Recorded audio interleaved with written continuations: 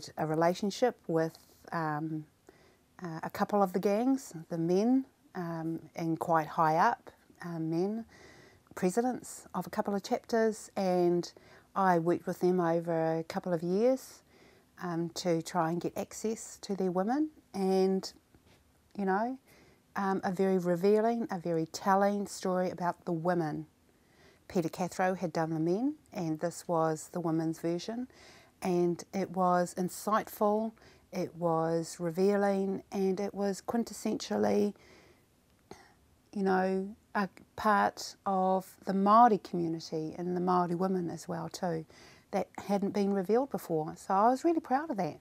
I'm really proud of Gang Girls. I'm really proud of the way we produced it, and I'm really proud of the way the broadcaster supported us. It was originally with another broadcaster, and I took it to TVNZ, and the commissioner at the time didn't need to be convinced. You know, just saw the title and thought, yes, we've got to do this, and didn't wait for me to explain, and said something like, we trust you to get the story that will suit our channel. When Paula went to interview the women, they didn't hold back at all. They were so honest and so open with their kōrero that, you know, they didn't hide anything, and that really is to their, you know, to their credit really as women, that it almost appeared as though they really wanted to tell their story. For the first time in their lives, somebody had asked them what their lives were like, and for the first time in their lives they were being validated and they were taken seriously, and it actually was epiphany for them looking back, you know, and actually hearing themselves talk about their lives and then seeing it in pictures. And also other women in the gangs, we had huge feedback from them saying, you know, congratulating the women for coming forward, telling their stories, for being, you know, brave enough, strong enough to stand up and say, yeah, this is what happened to us, this is how we're treated, you know, and this is what life is like for us. Huge amount of respect was driven to those women via this program. And even now, after all these years.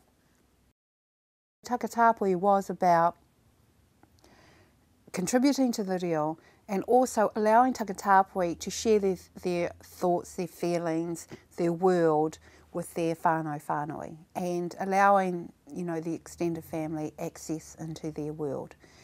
And it wasn't difficult to convince the broadcaster at that time. As soon as they saw the heading, they thought, yeah, we've got to have this. You know, part of our community, got to have this. The funders, Te Māngai Pāho, were absolutely magnificent. Yeah, got to have it, got to have it.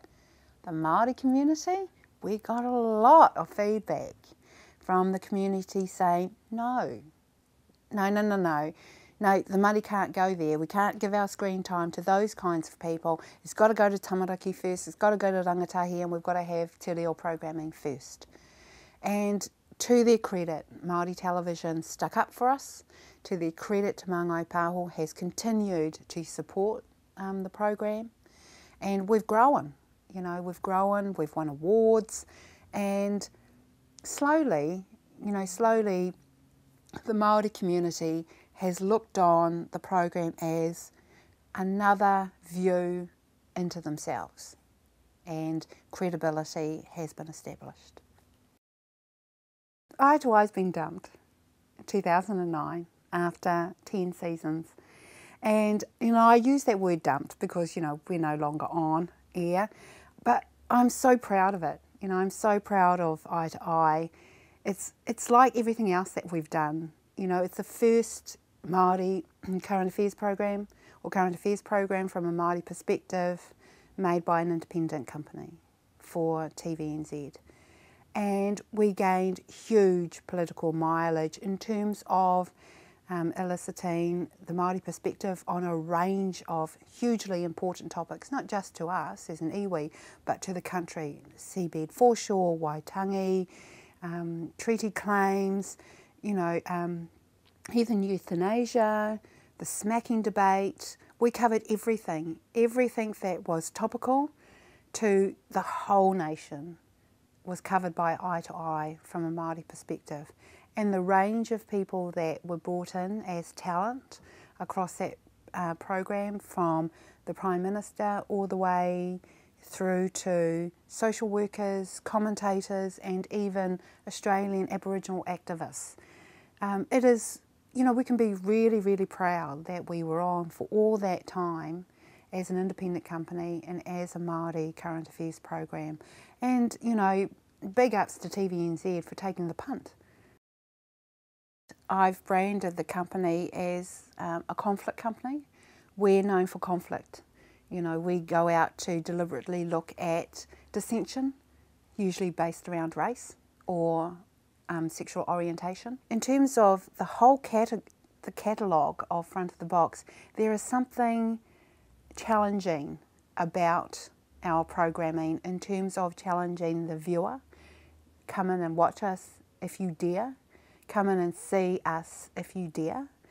Tā Moko, as an example, is one of the biggest viewed programs on our website, and it looks at the traditional aspect of Tā Moko that hasn't been filmed before. You know, so not only do we give you access to a part of the community, but we give you access and a little bit more. Since Maori Television has started, it's been a huge mind shift from the whole of the country about, not just about Māori programming, but about Māori in general. And it's because it's about that accessibility. The wider community, and even Māori, have now for the first time, you know, 7 days a week, access to themselves, access to their stories, access to their own faces, their own images. And the wider community has now got access into more Māori speaking the language, more Māori stories, faces. And so that, along with the Māori Party, has moved the country more towards a bicultural country, on its way to becoming a multicultural country. And that has, you know, Māori Television has actually assisted that growth of the nation. I don't recommend people become independent producers and start up their own company in television in New Zealand. It's such a hard industry to work in because there are so many of us. It's very competitive, and there isn't that much money around to service the type of people in the market. You know, it's a small market, a lot of players, not much funding to service everybody. And so you have to be really, really specific about what you want to do and why you want to do it. And for those that are producers but can go from project to project, that's fine, and work on other people's projects. But if you're somebody like me who starts up a company, you have to then weigh up whether you are a company owner or a producer. And for me, I've never been that comfortable with the creative side of things anyway, as a director, even as a producer. So I have no problem with taking off those hats and becoming an executive producer and the owner of a company that just goes out to get the business. So for me, with Front of the Box, I push the proposals, I negotiate, I go out to get the funding, and I very happily pass the project on to those that are more creative than me.